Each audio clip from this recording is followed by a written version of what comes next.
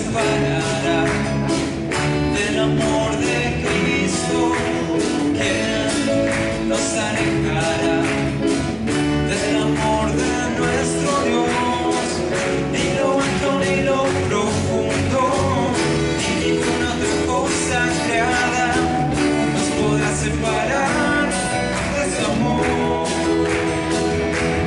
Porque en Cristo somos más que vencedores. En Cristo somos más que ganadores. Ni la vida ni la muerte podrá separarnos del amor de Dios en Cristo Jesús.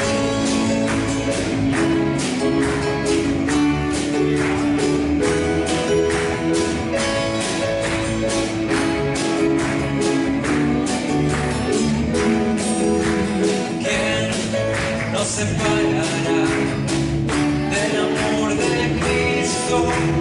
¿Quién nos alejará del amor de nuestro Dios? Ni tribulación o angustia, peligro, hambre o desnudez nos podrá separar de su amor. ¿Quién nos separará? ¿Quién nos separará del amor de Cristo? ¿Quién nos alejará del amor de nuestro Dios? Ni lo alto ni lo profundo, ni ninguna otra cosa creada nos podrá separar de su amor. Dígalo. En Cristo somos más que vencedores. Somos más que ganadores. Ni la vida ni la muerte podrá separarnos del amor de Dios en Cristo Jesús. En Cristo somos más que vencedores. En Cristo somos más que ganadores. Ni la muerte podrá separarnos del amor de Dios. Díganlo una vez más, de música.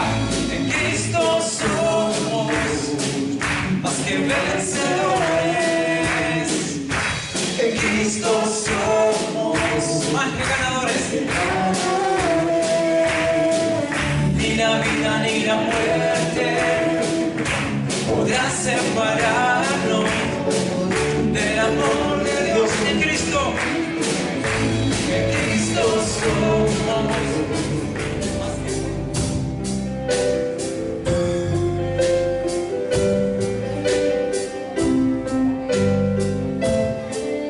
Queremos ser más como tú, Jesús. Queremos ser más como tú, Señor. Permítenos reflejar, Señor, tu persona a través de nuestras vidas. Una vez más le decimos, sin música: quiero ser más puro. Declárelo. Señor, queremos ser más puros. Quiero ver la vida, Señor, como tú. Seguramente tu espíritu y reflejar al mundo tu amor. Quiero ser más como tú, ver la vida como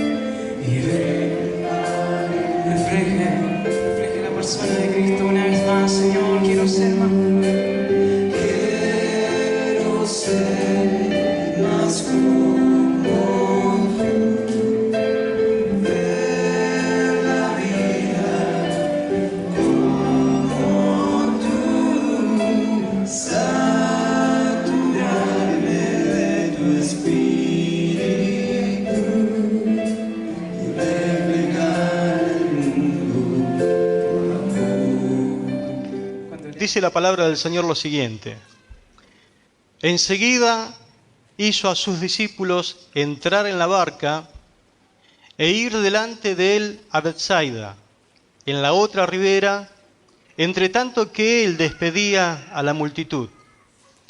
Y después que los hubo despedido, se fue al monte a orar. Y al venir la noche, la barca estaba en medio del mar, y él solo en tierra. Y viéndoles remar con gran fatiga, porque el viento les era contrario, cerca de la cuarta vigilia de la noche, vino a ellos andando sobre el mar, y quería adelantárseles. Viéndoles ellos andar sobre el mar, pensaron que era un fantasma y gritaron porque todos le veían y se turbaron. Pero enseguida habló con ellos y les dijo: tened ánimo, yo soy, no temáis.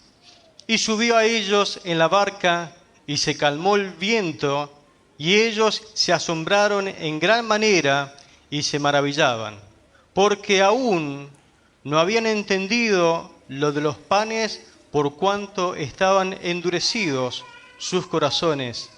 Amén. Gloria a Dios.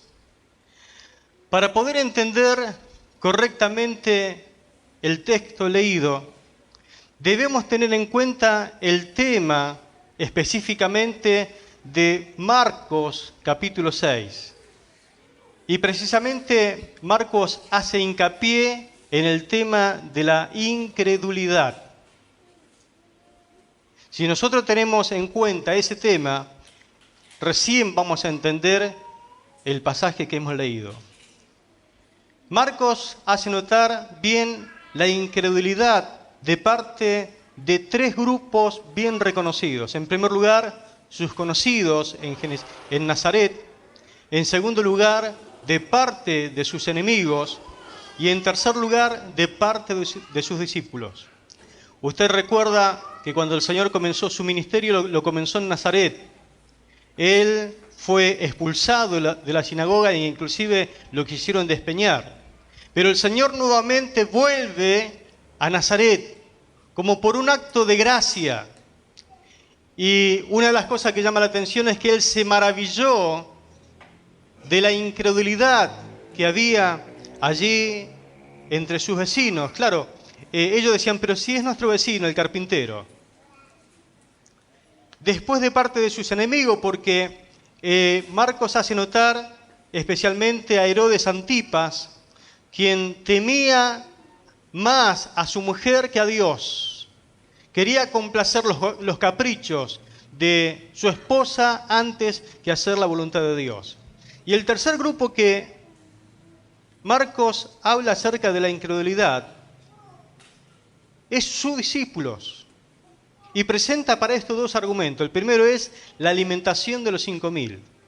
Los discípulos veían a la multitud como un gran problema, y es como que cuando leemos el texto enseguida querían sacárselo de encima.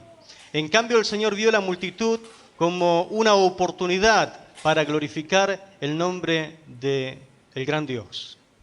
Y después pone el segundo argumento, que es la tempestad calmada. Y por eso es que a lo último Marcos agrega algo. Marcos dice que los discípulos fallaron nuevamente por no haber aprendido la lección anterior, el tema de los 5.000 cuando el Señor los alimentó. Ahora, todas estas personas tuvieron razones sobradas para confiar en el Señor, pero no lo hicieron, incluyendo sus propios discípulos. El tema es que Dios toma muy en serio el tema de la incredulidad.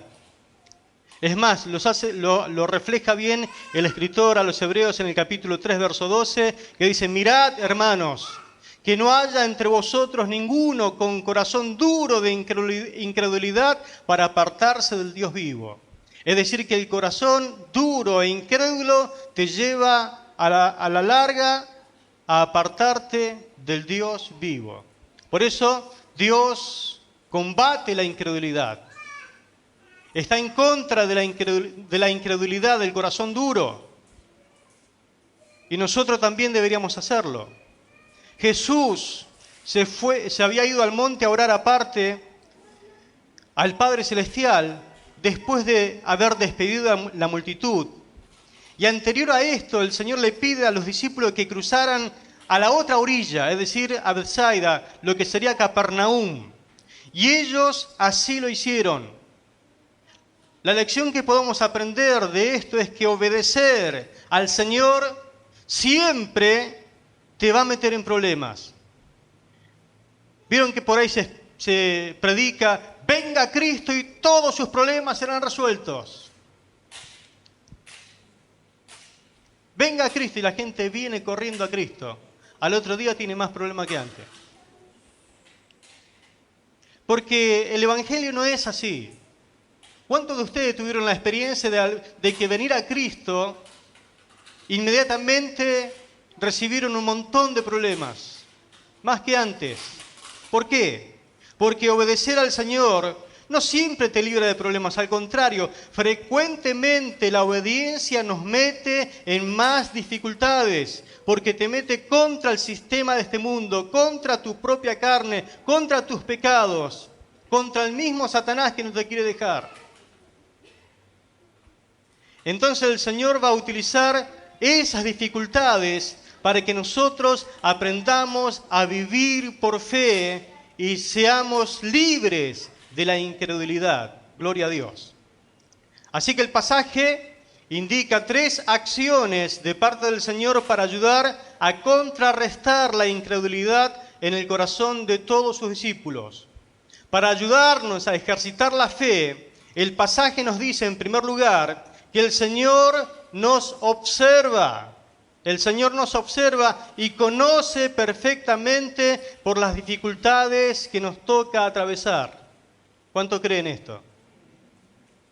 Si usted es tan amable y por ahí le gusta subrayar la Biblia, a algunos no le gusta, pero si usted observa el capítulo 6 de Marcos, leímos nosotros desde el versículo 45 al 52. Yo quisiera que usted se tome el trabajito, no sé si ahora o en casa. Quiero que subraye 3 verbos. El primero está en el verso 48 que dice viéndoles. El segundo está en el mismo 48 que dice vino. Y en el verso 51 dice subió. Y allí encontramos las 3 verdades. Entonces la primera, el Señor dice que vio, nos observa el Señor y conoce perfectamente por las dificultades que atravesamos.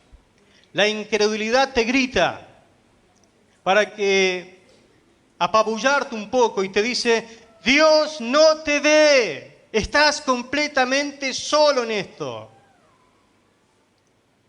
La incredulidad grita como un predicador, pero claro, al revés, ¿no? En contra. Te dice, a Dios no le interesás. Él no te está viendo, no te está observando. Es más, por ahí hasta se anima a decirte un poquito más. Te dice, hace mucho que el Señor no te observa, perdiste interés en Él. Te ha dejado solo. ¿Y qué siente usted cuando nota que parece que el Señor no le ve, no le observa? Es más, por ahí hasta he escuchado decir hace mucho que el Señor no se fija en nosotros, no nos ve, no nos presta atención. La persona se siente sola, se siente abandonada, se siente desdichada, desamparada.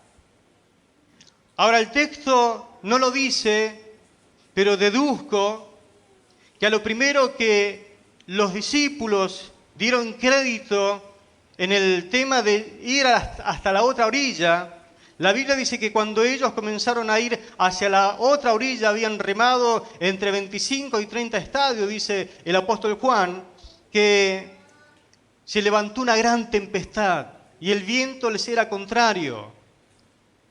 Y cuando surgió ese gran problema, me imagino porque entre ellos había unos cuantos pescadores, dieron crédito a su experiencia, a la experiencia que ellos tenían en el mar. Pero cuando la experiencia no alcanza, ¿Sabe qué pasa? Aparece la desesperación. Eso le pasa al pescador, le pasa al mecánico, le pasa al camionero, le pasa al remisero, le pasa a cualquier trabajador que dice esto ya sé lo que pasó acá. Y para y comienza a revisar, comienza a examinar. Los pescadores inmediatamente habrán dicho, bueno, hay que sacar la vela, vamos a remar, amarren velas, bien fuerte. Es el momento de remar y remaban y remaban y remaban y no avanzaban nunca. Al contrario, estaban en el medio del mar paralizados. No podían avanzar hacia el lugar donde Cristo le había dicho que tenían que llegar.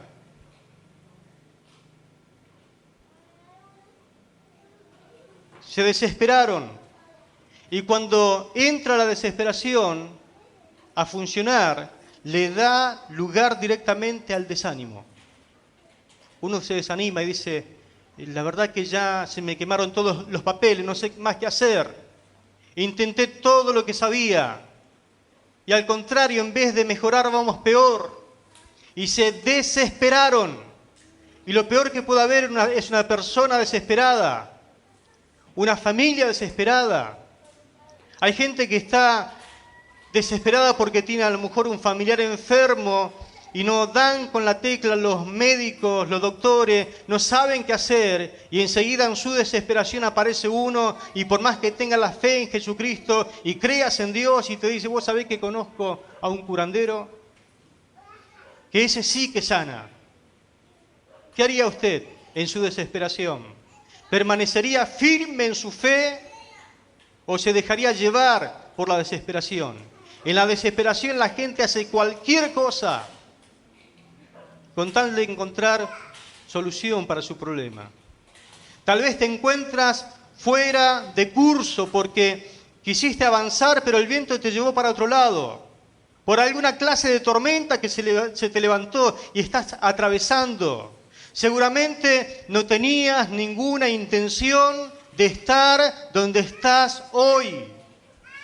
En tu trabajo, en tu matrimonio, usted quizás piensa, yo nunca quise llegar a estar en el estado que está mi matrimonio, mis finanzas.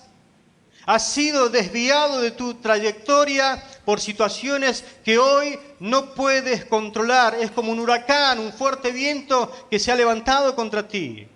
En este punto has perdido quizás toda esperanza de llegar a tu destino final. Lo que deseas es volver a experimentar, aunque sea un poquito, de la seguridad que antes tenía, pero hoy no tienes. Tal vez había grandes sueños para tu vida hace mucho tiempo, pero ni siquiera ahora estás preocupado por esos sueños que te habían llevado a navegar en esa mar. En este momento lo único que te preguntas es, ¿será que puedo llegar a sobrevivir de esta situación que estoy viviendo hoy? Porque los discípulos hasta estaban desesperados al punto de que parecían que iban a morir. Pero la fe susurra al oído. ¿Cuánto dicen amén a eso? La fe no grita mucho. La fe te susurra al oído. ¿Y qué te dice la fe? Casi medio imperceptible al oído. Te dice, confía en Cristo. Confía en Cristo. Él te ve. Cristo te está observando. Pero Él se fue al monte a orar, está con su Padre Celestial. Seguramente ahora está con sus ojos cerrados orando, pero el Señor no oraba con los ojos cerrados. Juan 17 dice, abriendo los ojos, levantando la mirada al cielo, dijo,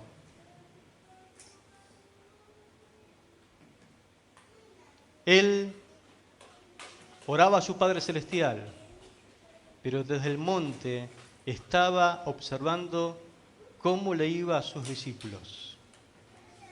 Él está intercediendo a la diestra del Padre ahora en este mismo momento, pero sabe perfectamente también cómo te va a ti. Sabe todo, conoce hasta el mínimo detalle de lo que te está sucediendo.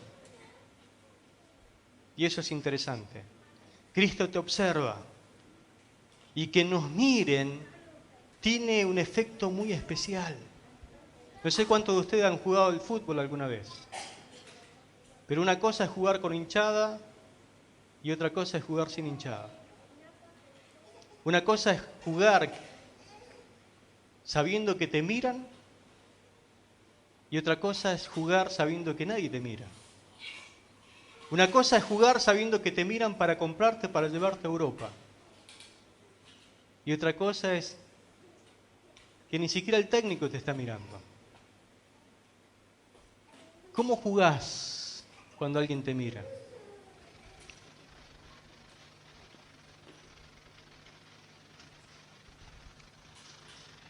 Uno da hasta lo último. Hasta el último esfuerzo lo pone todo en la cancha. Y se genera algo dentro nuestro que se llama entusiasmo. Un jugador que juega con entusiasmo entusiasma a todo el equipo. Cuando uno está sin entusiasmo también es contagioso. No hace mucho que, sin darse cuenta, contagia su falta de entusiasmo a todo el equipo. Pero el entusiasmo te genera una fuerza y yo quiero que en esta noche usted cobre entusiasmo en lo que usted hace a diario. Quiero que sepa que hay dos ojos que recorren el mundo entero y son los ojos de Dios. Y Él te está observando cómo te va en medio de la mar, en medio de la prueba, en medio de la adversidad. Los ojos del Señor te están observando. Gloria al nombre de Jesús. Él esperó hasta que su situación fuera tan desesperante que no podían hacer nada por sí mismo. Pero note que en ocasiones no alcanza que Él solamente observe. Por eso, en el momento de mayor desesperación, viene la segunda verdad, que el Señor se acerca a nosotros con el fin de ayudarnos en nuestra dificultad. Amén. El Señor se acerca a nosotros con el fin de ayudarnos en la dificultad. Debemos entender algo importante. El Señor estaba formando y entrenando a sus discípulos. Por eso es que cuando Él se va para orar, le dijo, muchachos, les recuerdo algo, tienen que llegar a la otra orilla. Así que los discípulos obedientes ni siquiera preguntaron cómo el Señor iba a llegar al otro lado. Ellos se pusieron dentro de esa barcaza y le empezaron a apuntar hacia Capernaum. Ellos quieren obedecer al Señor. Ellos habían tenido un día maravilloso. Si usted nota el día de Marcos capítulo 6, va a notar que fue un día muy maravilloso para el Señor y sus discípulos. Habían participado de la multiplicación de los panes y los peces. En las manos del Señor se multiplicaron los panes y los peces, se los dio a sus discípulos y los discípulos le dieron a la gente. Es decir, que fueron el instrumento que el Señor utilizó para dar de comer a esa gente hambrienta y necesitada. Pero además ellos ministraron bajo la autoridad del Señor, sanando enfermos y echando fuera demonios. Gloria a Dios. Habían participado haciendo bien a la gente. Estaban, podríamos decir, en la cumbre del éxito ministerial. Pero el Señor, para formar a su gente, siempre lo va a llevar a un estado de equilibrio. Equilibrio. Usted, para ser un buen discípulo, tiene que ser equilibrado. ¿Cómo tiene que ser? Equilibrado. ¿Cómo quiere el Señor a sus discípulos? Equilibrado. Equilibrado. Maduros. No hijos mimados que solamente nos gusta cuando el Señor nos usa y estamos allí en la cumbre. Ojo que cuando uno está en la cumbre también puede caerse por el precipicio. Por eso el Señor nos quiere entrenar. Por eso es que Él los va a conducir hacia una tormenta. Porque de ahí a un poco tiempo, el Señor sabía que no iba a estar más con ellos. Si bien iba a enviar al Espíritu Santo, pero ahora era el momento de entrenarlos. Ellos debían aprender a cómo desenvolverse en las tormentas de la vida, que indudablemente vendrían sobre ellos por causa de la fe. Pensemos que Él, en unos pasajes anteriores, en unos capítulos antes, Él ya había estado con ellos en otra tormenta. ¿Se recuerdan los lectores de la Biblia? Él iba en la barca con ellos, pero dice la Biblia que el Señor iba durmiendo en la barca. Y que se levantó una gran tempestad. Era de día, se levantó una gran tempestad en medio del mar. Y ellos se espantaron de miedo al punto que le decían: Señor, despiértate, no te da cuidado que perecemos. El agua los estaba anegando, se estaba hundiendo la barca. Se desesperaron. Otra vez, desesperado. Pero en esa ocasión el Señor estaba con ellos en la barca, llenos de miedo. Algo similar a lo que le estaba pasando ahora. La pregunta mía es, ¿aprendieron ellos la lección? Si ya tenían una experiencia previa, ¿ahora cómo tenían que actuar? ¿Aprendieron la lección? ¿Nosotros aprendemos la lección en una prueba? ¿En la otra prueba ya sabemos lo que tenemos que hacer? ¿Cómo le va a usted con el tema de las pruebas? ¿Usted aprende todo lo que tiene que aprender en una prueba o en la segunda también falla? Porque en la segunda los discípulos otra vez fallaron. El tema es que el Señor ahora ya no estaba con ellos en la barca. Ellos no lo sentían al Señor cerca, no lo veían. Y encima de ser de día la otra, esta era de noche. Salieron de noche y ya eran como las 3 de la mañana y remaban y remaban y remaban y no podían avanzar. Su fe había claudicado una vez más. Ahora, quiero decirte una verdad. No importa cuántas veces falles. ¿Me escuchó? No importa cuántas veces falles. Puede fallar una vez, puede fallar 2 veces, puede fallar 3 veces en las pruebas de la fe. Puede fallar. Todos hemos fallado. De una y otra forma siempre estamos fallando. Lo importante es que Él, como maestro, jamás se da por vencido, jamás se cansa. No aprendiste una lección, vas a aprender en la siguiente, pero Él va a probarte y va a seguir probándote hasta que aprenda lo que Él quiere enseñarte. Él no se cansa, insiste nuevamente hasta que aprendamos la lección. Los pasajes paralelos a Marcos capítulo 6, que es Juan capítulo 6 y Mateo capítulo 14, en Mateo habla de una experiencia que no escribe Marcos acerca de esto, pero sabemos qué pasó en ese interín cuando el Señor deja de observarlo y se acerca a ellos. La palabra dice que vino caminando sobre ellos en las aguas. ¿Se imagina? Ellos intentando avanzar, la tempestad queriéndolo anegar, y el Señor los ve y dice, bueno, me tengo que acercar a ellos. No lo puedo ver ya, ya no dan más. Dieron hasta lo último, así que el Señor dice, bueno, me acerco a ellos, y caminó sobre las aguas el Señor. ¿Cuánto tiene ese Señor que camina sobre las aguas? Se acercó y dice la Biblia que hizo como que iba a pasar. Iba a pasarlos. Claro, cuando lo vieron, gritaron, ¡un fantasma! ¿Qué? No lo conocieron, no sé si por los vientos, por el agua, pero lo primero que creyeron que era un fantasma y se creía en aquel tiempo que cuando una embarcación sufría una gran tempestad y veían un fantasma, todos iban a morir. Y empezaron a espantarse de miedo, a gritar, ¡un fantasma! Y el Señor le dice, no, no, muchachos, soy yo, no tengan miedo, no se espanten.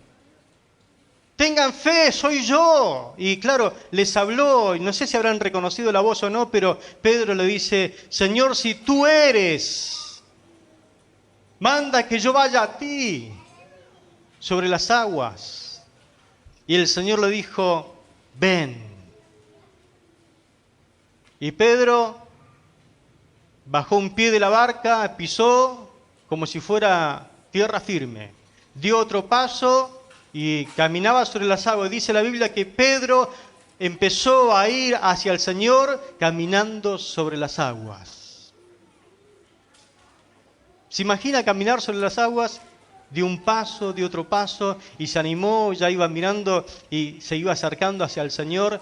Pero la Biblia dice que desvió la mirada del Señor y comenzó a ver el fuerte viento y la gran tempestad y habrá pensado, qué locura que es todo esto. ¿Cómo yo voy a caminar sobre las aguas? ¿Qué es esto? Y dice la Biblia que comenzó a hundirse. Y en su desesperación clamó al Señor y le dijo, Señor, sálvame que perezco. Y el Señor dice que asió su mano. Significa que la tomó con fuerza. Mire que hay que hacer fuerza para levantar a alguien, pero el Señor lo tomó y lo levantó. Y le dijo, hombre de poca fe, ¿por qué dudaste? Otras versiones lo dicen así, qué fe débil que tienes. Qué fe débil que tienes. ¿Por qué dudaste de mí? Porque ese por qué dudaste significa dudar de quién. De mí. Es decir, ¿por qué dudaste de mi poder? ¿Por qué dudaste? Otra versión dice, tú confías muy poco en mí. Tú confías muy poco en mí. ¿Por qué dudaste? Qué terrible este Pedro, ¿no? Viéndolo al Señor, caminar sobre las aguas, y él caminando sobre las aguas. Y ahora, ¿por qué duda? ¿Por qué tiene tan poca fe en el Señor? La pregunta mía es la siguiente, ¿y nosotros qué hubiéramos hecho en lugar de Pedro? ¿Qué hubiera hecho usted?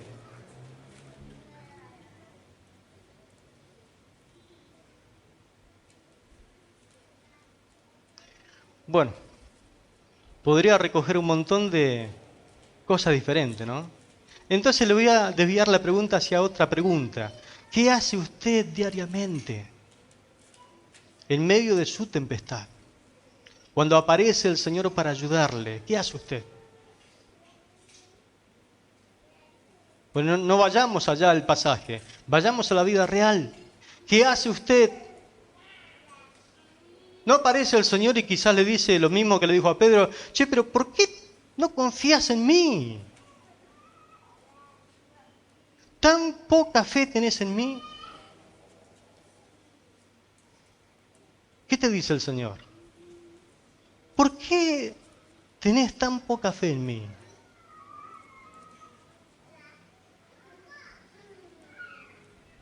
¿No crees que puedo conducirte sobre la tempestad? ¿No crees que puedo hacerte caminar sobre tu dificultad, sobre tu problema? Si yo lo hago.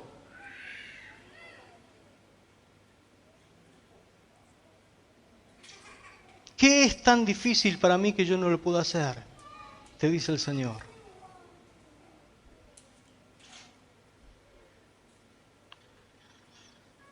Dice la palabra que juntos volvieron a la barca y el mar y el viento se calmaron de inmediato.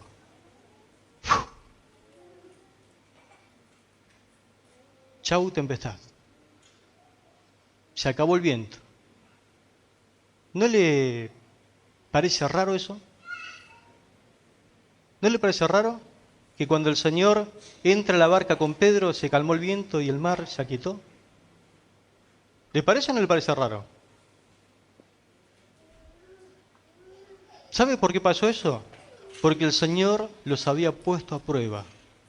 Y la prueba tiene un comienzo y tiene un final. Cuando el Señor y Pedro llegaron a la barca, se terminó la prueba.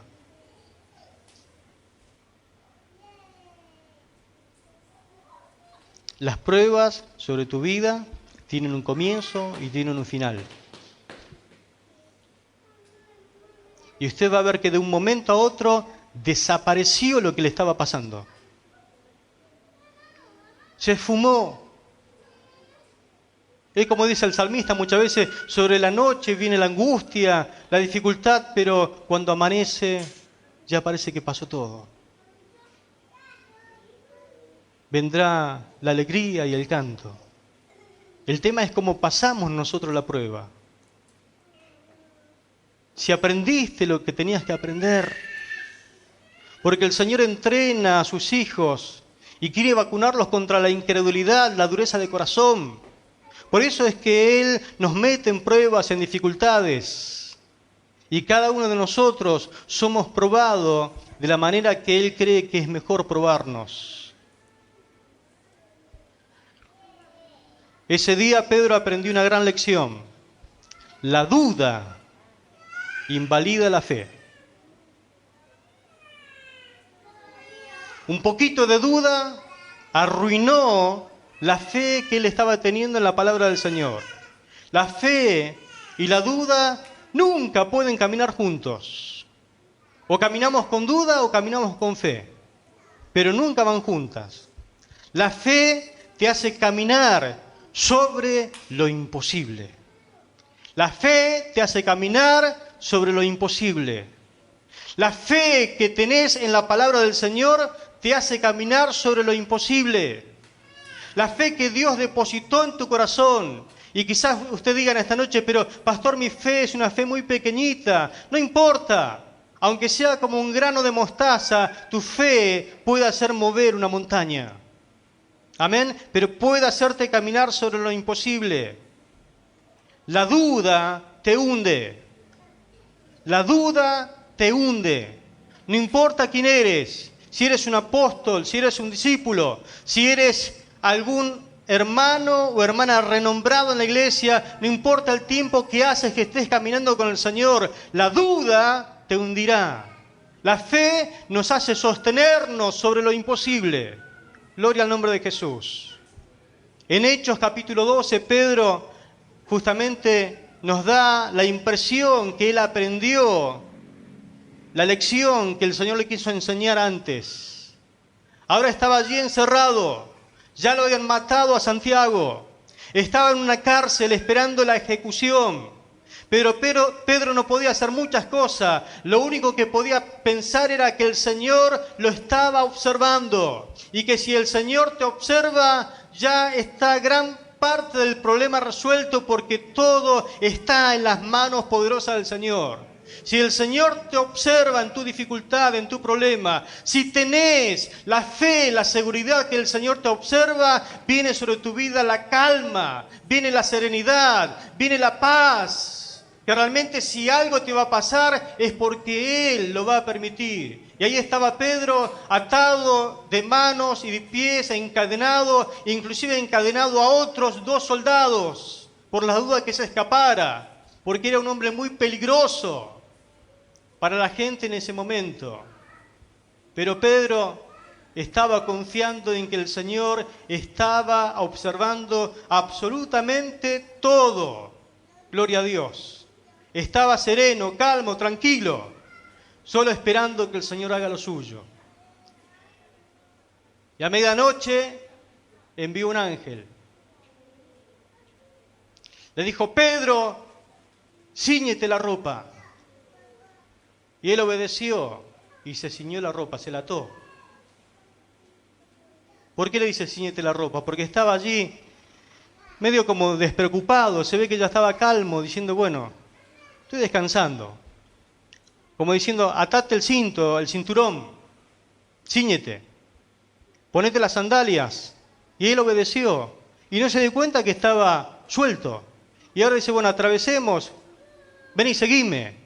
Y él siguió al ángel y las puertas se iban abriendo. Y cuando menos se dio cuenta, salió afuera.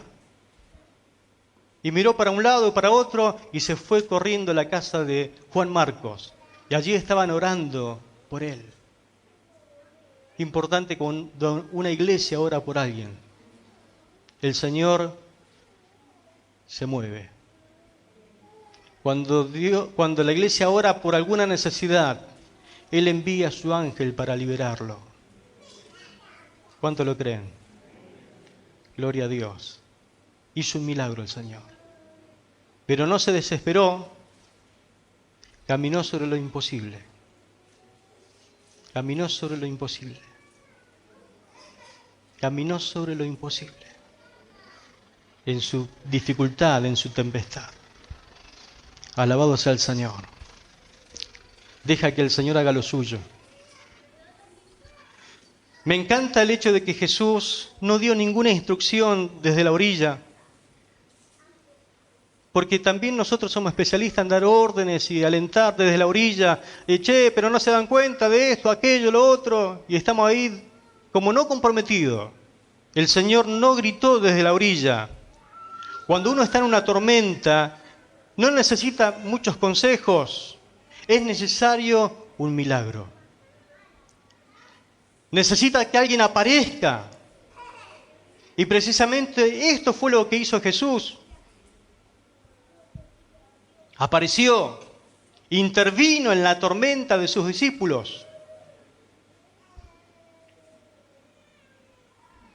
Hay situaciones donde en la vida lo que necesitamos es un milagro. Necesitamos que alguien aparezca con una palabra de Dios, con algo de parte de Dios.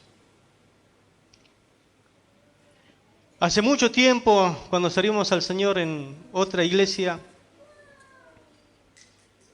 me recuerdo que en una tarde estaba muy inquieto. Y quería hacer una cosa y la otra, y quería estar con la palabra, quería orar. Y estaba inquieto. Y había como una sugerencia en mi corazón que me decía, tenés que ir a ver al pastor fulano de tal. Y los que me conocen saben que no soy muy proclive a visitar pastores o a andar con pastores. No me gusta perder tiempo, entonces me gusta trabajar para el Señor y hacer lo que Dios me mandó a hacer. Pero había como una inquietud que tenía que ir a ver a un pastor, que éramos relativamente amigos. Y le digo a mi esposa, vos sabés que tengo que ir a ver al pastor fulano de tal. Y me dice, bueno, anda. Cuando me dijo así, agarré mi bicicleta, Graciela, color amarilla, y me fui a ver al pastor.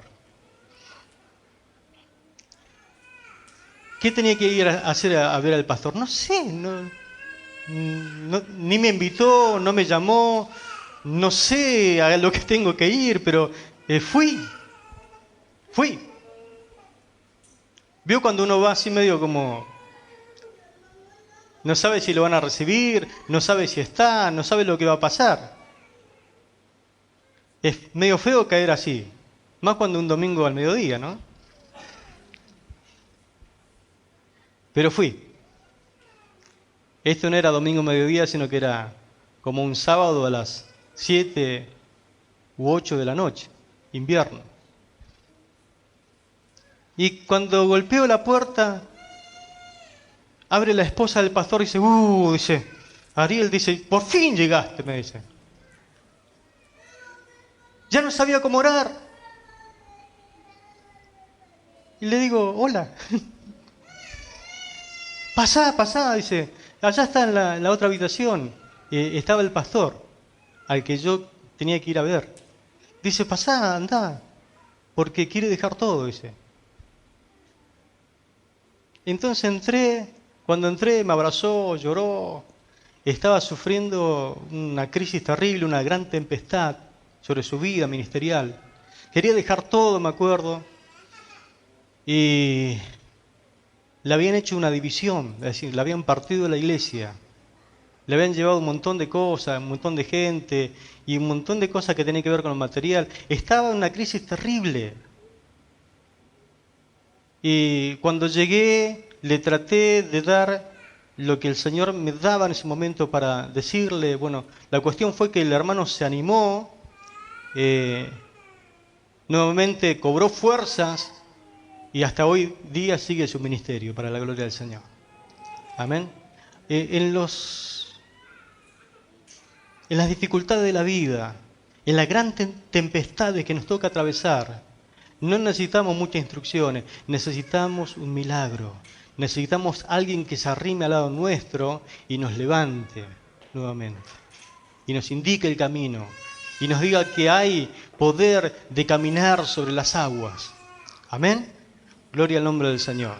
Eso es el Evangelio. Dios acercándose al hombre. Dios no está en la costa del universo diciéndote a ver qué vas a hacer. Dios se hizo hombre y habitó entre nosotros. Él sale y se encuentra con nosotros en nuestro dolor. Él viene y se encuentra, sale de su lugar para encontrarse con nosotros en nuestros miedos. Él viene para ayudarnos en nuestra depresión. Él viene para ayudarnos en nuestras tormentas de las dificultades de la vida. Él viene para ayudarte a que puedas vencer el pecado que te está acechando. Él viene sobre tu desaliento. Él viene a nosotros. ¡Qué gran Dios que tenemos, hermanos! Puede que te sientas abandonado en este momento, pero no lo estás. No estás solo. La Biblia dice en Juan capítulo 14, verso 18, no los abandonaré como a huérfanos, vendré a vosotros. Gloria a Dios. Puedes estar confiado que el Señor está contigo. Y en tercer lugar, en último lugar, el Señor se queda con nosotros en la barca para que nosotros podamos llegar a destino rápido. Marcos nos cuenta que Pedro, quien le escribió, dice la tradición, algunos eruditos bíblicos dicen que Pedro fue el que le dictó el Evangelio a Marcos. Ahora, Marcos no cuenta que Pedro caminó sobre las aguas. Algunos dicen que él no quería dar una impresión incorrecta en su evangelio, por eso él pasó por alto este hecho. Pero Mateo sí dice que él caminó sobre las aguas. Ahora, los discípulos fallaron la prueba. Porque no tuvieron visión espiritual. Porque su corazón estaba duro. No estaba receptivo a lo que él quería enseñarles. ¿Qué dice Marcos? Que el milagro de los panes y los peces no había hecho la impresión que ellos tenían que recibir. No duró mucho este tema del milagro, no aprendieron la lección. Y en ocasiones no aprendemos lo que el Señor nos quiere enseñar. Por eso es que nuevamente uno está metido en pruebas y en dificultades. Después de todo, Jesús, ese Jesús que pudo multiplicar los panes y los peces, darle alimento a tanta cantidad de gente. Algunos especialistas dicen que había como 12.000 personas en total, porque antes solamente se contaban los hombres. Dar de comer a miles. También ese mismo Jesús podía haber protegido en medio de la tormenta, pero ellos se ve que no aprendieron ese tema, se desesperaron. Se espantaron, creyeron realmente que iban a morir. Un discípulo de Jesús, ¿cuántos son discípulos de Jesús? Un discípulo de Jesús puede llegar a tener corazón duro de incredulidad. Si no responde precisamente a las lecciones espirituales que Él quiere todos los días enseñarlo. Pero debemos aprender en el curso de esta vida y el ministerio que Dios te dio a ser receptivo a las lecciones que Él te quiere enseñar. Sobre todo, Él quiere que tú aprendas a vivir por fe. Amén. Dice la Biblia, subió a la barca con ellos. Y mientras Jesús subió a la barca con ellos, escuche, fue como que milagrosamente fue llevada a la otra orilla. ¿Me escuchó? La Biblia dice en Juan 6:21, ellos entonces con gusto la recibieron en la barca, escuche, la cual enseguida, eso significa de inmediato, llegó a tierra donde iban. Tanto que ellos remaban y remaban. Hermanos, remaron hasta las 3 de la mañana y no avanzaban nunca. Cuando el Señor subió a la barca con ellos, a la otra orilla.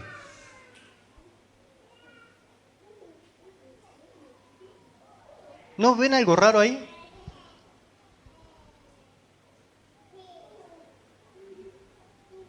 Enseguida, de inmediato llegaron al lugar donde tenían que llegar a destino.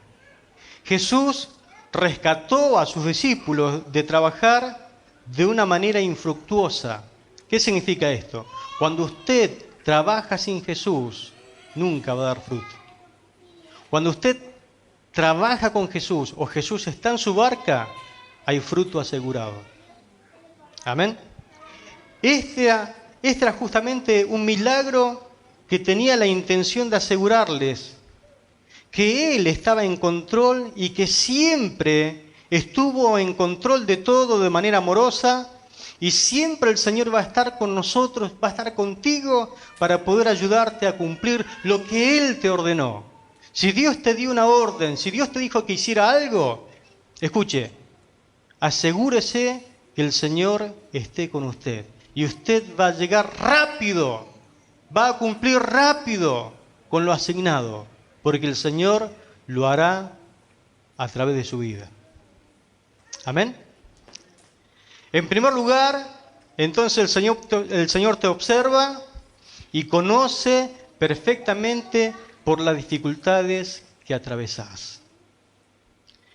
Pero como en ocasiones no alcanza que Él solamente te observe, en el momento de mayor desesperación, el Señor se acercará a ti con el fin de poder ayudarte en tu dificultad si no podés salir adelante. Y en tercer y último lugar, el Señor se queda contigo para que llegues a destino más rápido, para que entiendas que si alguno va a realizar una orden, va a ser a través de Él. Él te ayudará, jamás te dejará solo.